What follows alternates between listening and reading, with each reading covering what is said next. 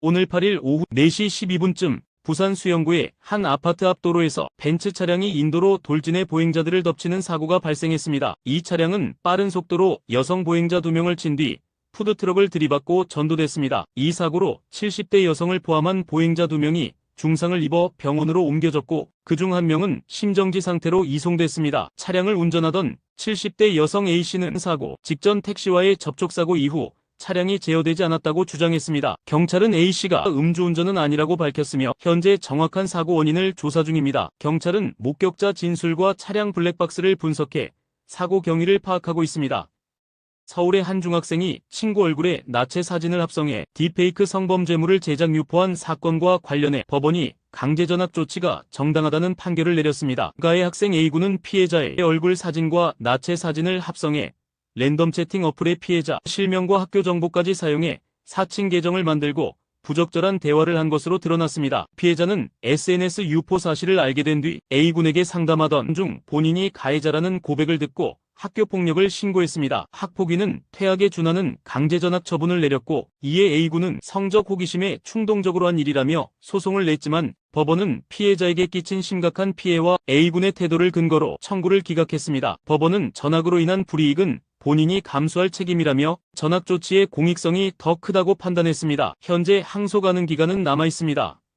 반려견을 죽인 아버지에게 분노해 흉기를 휘두른 20대 여성이 실형을 선고받았습니다. 인천지법은 존속살해 미수 혐의로 기소된 24살 A씨에게 징역 3년을 선고했다고 8일 밝혔습니다. A씨는 지난해 12월 술자리 말다툼 끝에 아버지가 자신의 강아지를 창밖으로 던져 죽인 사실을 알고 격분해 흉기를 들었습니다. 당시 A씨는 경찰이 현장에 있는 상황에서도 아버지를 흉기로 찔러 중상을 입혔습니다. 재판부는 경찰 앞에서 벌어진 충격적인 범행이라며 그 위험성을 지적했지만 우발적인 범행이었고 피해자인 아버지가 선처를 탄원한 점 등을 고려해 양형했다고 밝혔습니다. 다행히 피해자는 회복된 상태이며 딸의 처벌을 원하지 않는 뜻을 법정에서 직접 밝힌 것으로 전해졌습니다.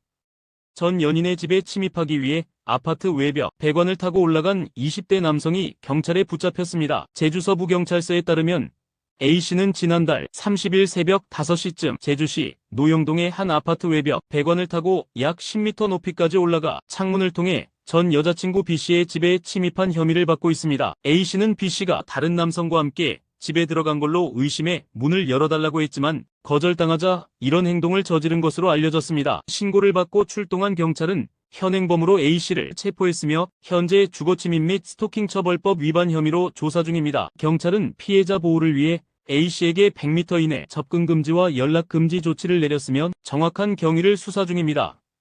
창원에서 만취 상태의 레미콘 운전자가 몰던 차량이 주택을 덮쳐 70대 남성이 사망하는 사고가 발생했습니다. 8일 낮 12시 41분경 마산회원구 회성동 회전교차로에서 60대 운전자가 몰던 26톤 레미콘 차량이 연석을 들이받고 1톤 탑차를 추돌 인근 주택을 덮치며 전복됐습니다. 시멘트 블록 구조의 주택은 일부 붕괴됐고 집 안에 있던 70대 남성은 매몰돼 끝내 숨졌습니다. 탑차 운전자도 부상을 입고 병원으로 옮겨졌습니다. 가해 운전자는 면허 취소 수준의 만취 상태였으며 경찰은 위험 운전치사 혐의로 긴급 체포하고 전과 여부 등을 조사 중입니다. 이번 사고는 또 한 번의 음주운전 참사로 지역사회에 충격을 주고 있습니다. 8살 김하늘 양을 흉기로 살해한 초등학교 교사 명재환 씨 48이 범행 전 남편과의 통화에서 범행을 암시하는 발언을 한 사실이 드러났습니다. 8일 공개된 검찰 공소장에 따르면 범행 1시간 30분 전 명 씨는 남편에게 한 놈만 걸려라 나만 불행할 수 없어 등의 발언을 했으며 시청각실에서 돌봄 교실을 훔쳐보며 범행 대상을 물색한 것으로 나타났습니다. 그는 사건 나흘 전부터 사람 죽이는 법, 경동맥, 찌르기 등을 휴대폰으로 검색하며 계획적으로 범행을 준비한 정황도 포착됐습니다. 검찰은 이 사건을 가정불화와 직장 부적응 등으로 인한 이상동기 범죄로 판단했습니다. 명 씨는 지난달 27일 구속 기소됐으며 첫 재판은 4월 28일 열릴 예정입니다. 서울 대치동 학원가에서 발생한 마약 음료 시음 사건의 주범 이모 씨가 대법원에서 징역 23년을 확정받았습니다. 이 씨는 중국 범죄 조직 소속으로 2023년 초 대치동 학원가에서 필로폰이 든 집중력 강화 음료를 미성년자에게 배포하는 신종 보이스피싱 범죄를 계획했습니다. 9명이 마약 음료를 마셔 환각 증상을 보였고 이 씨 일당은 학생 정보를 바탕으로 부모에게 전화를 걸어 신고하지 말고 1억 원을 내라고 협박했습니다. 하지만 학부모 신고로 사건이 밝혀졌고 중국에 있던 이 씨는 현지에서 체포되어 국내로 송환됐습니다. 법원은 미성년자를 노린 악질적인 신종범죄라며 징역 23년을 선고, 대법원이 이를 최종 확정했습니다. 함께 기소된 공범 3명도 앞서 징역 7년에서 18년을 선고받았습니다. 대구 가톨릭 대병원 신생아 중환자실 간호사가 신생아 사진과 함께 낙상 마렵다.